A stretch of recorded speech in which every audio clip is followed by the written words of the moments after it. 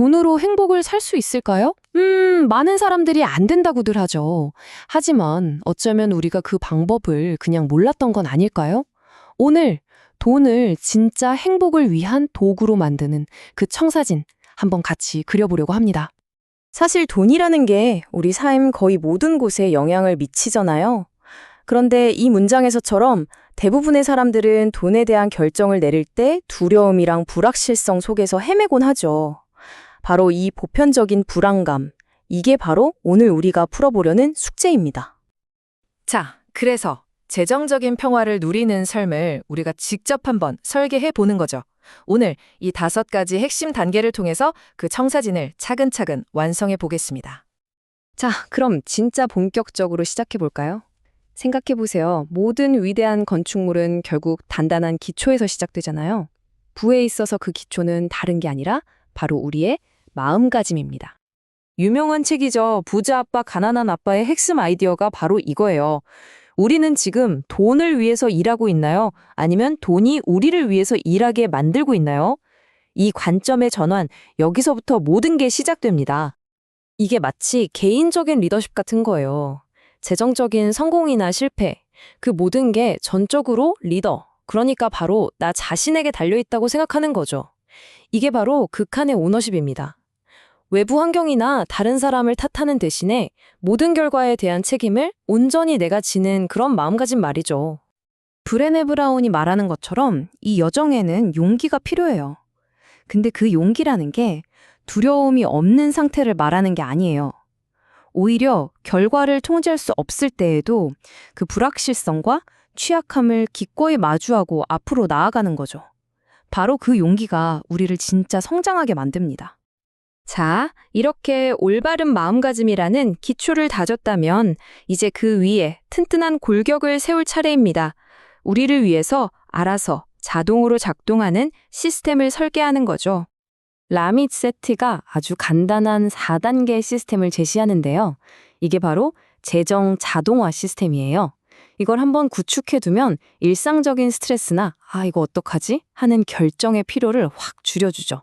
말 그대로 한번 딱 설정해두면 그 다음부턴 거의 신경 쓸 필요가 없어지는 겁니다. 근데 어떤 자동화 시스템을 만들든지 간에 딱 한 가지, 절대로 타협하면 안 되는 원칙이 그 중심에 있어야 합니다. 바로 신용카드는 매달 쓴 돈 전부를 갚는다는 것. 이건 정말 예외가 없어요. 좋습니다. 이제 우리의 재정 방어 시스템은 자동화가 됐어요. 그럼 이제 뭘 해야 할까요? 바로 불을 만들어내는 엔진을 가동시킬 시간입니다. 15,000. 갑자기 웬 숫자냐고요? 이 숫자가 뭘 의미할까요? 이게 바로 독창적인 가치를 만들고 그걸 다른 사람들과 나눴을 때 생기는 엄청난 힘을 보여주는 숫자입니다. 네, 15,000명. 이게 바로 크리스 윈필드라는 한 기업가가 정말 가치 있는 정보를 담은 블로그 글 하나로 얻어낸 이메일 구독자 수예요. 그는 뭔가를 팔려고 하기 전에 먼저 아낌없이 가치를 제공했죠. 그랬더니 어떻게 됐을까요? 자신의 전문성을 증명했고 또 엄청난 신뢰를 쌓을 수 있었던 겁니다. 그러니까 부를 창출한다는 건 그냥 한 번의 행동으로 끝나는 게 아니라는 거죠. 이건 하나의 과정이에요. 당신을 전문가로 만들어주고 또 사람들과의 신뢰를 차곡차곡 쌓아가는 그런 원칙들을 꾸준히 적용하는 과정 말입니다. 자, 이제 가치를 만들어내는 엔진도 돌아가기 시작했습니다. 그럼 우리 청사진의 마지막 단계는 뭘까요?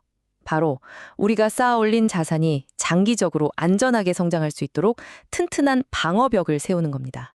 솔직히 요즘 같은 초저금리 시대에 은행계좌에 그냥 돈을 넣어두는 것만으로는 불을 쌓기는커녕 유지하기조차 어렵습니다. 이건 현실이에요. 이제 투자는 더 이상 선택이 아니라 생존의 문제가 된 거죠. 자, 그럼 이 표를 한번 볼까요? 수수료. 그거 1%도 안 되는 작은 차이라고 생각할 수 있잖아요. 근데 그 작은 차이가 시간이 지나면서 우리 자산에 얼마나 큰 구멍을 내는지 아세요? 라미세티의 데이터를 보면 그 차이가 수십, 수백만 원까지 벌어질 수 있다는 걸 알 수 있습니다. 정말 보이지 않는 비용이 가장 무서운 법이죠. 그리고 또 하나, 경제위기 같은 충격이 왔을 때 우리 자산을 지키려면 어떻게 해야 할까요? 그럴 때를 대비해서 위기 상황에서도 가치를 지켜주는 자산을 갖고 있는 게 아주 현명한 전략입니다. 그 대표적인 예가 바로 미국 국채 ETF 같은 것들이에요. ETF는 좀 복잡하게 들릴 순 있지만 쉽게 말해서 여러 채권을 묶어서 주식처럼 편하게 사고 팔 수 있게 만든 상품이거든요. 경제가 불안할 때 아주 안정적인 피난처 역할을 해주죠. 미국 전체 주식시장에 투자하는 인덱스 펀드 같은 것도 좋은 대안이 될 수 있고요. 자, 이걸로 우리의 청사진이 거의 다 완성됐습니다. 기초를 다지고 골격을 세우고 엔진을 달고 방어벽까지 쳤죠. 근데 한번 생각해봐요. 이 모든 거 도대체 무엇을 위한 걸까요? 궁극적인 목표가 단순히 돈을 많이 모으는 건 아닐 겁니다. 궁극적인 목표는 바로 고대 그리스인들이 에우다이모니아라고 불렀던 상태를 이루는 겁니다. 이게 뭐냐면 그냥 즐겁기만 한 행복이 아니라 삶의 의미와 좋은 관계, 그리고 마음의 평화와 만족감으로 가득 찬 그런 진정으로 풍요로운 삶을 말하는 거죠. 그래서 마지막으로 이 질문을 한번 던져보고 싶어요. 만약 돈으로 행복을 살 수 없다고들 한다면 혹시 그건 우리가 돈을 올바르게 사용하는 법을 아직 배우지 못했기 때문엔 아닐까요? 어쩌면 돈은 그저 도구일 뿐이고 우리의 진짜 과제는 그 도구를 사용해서 우리가 정말로 가치 있다고 믿는 삶을 어떻게 만들어 나갈 것인가, 바로 그 방법을 배우는 것일지도 모릅니다.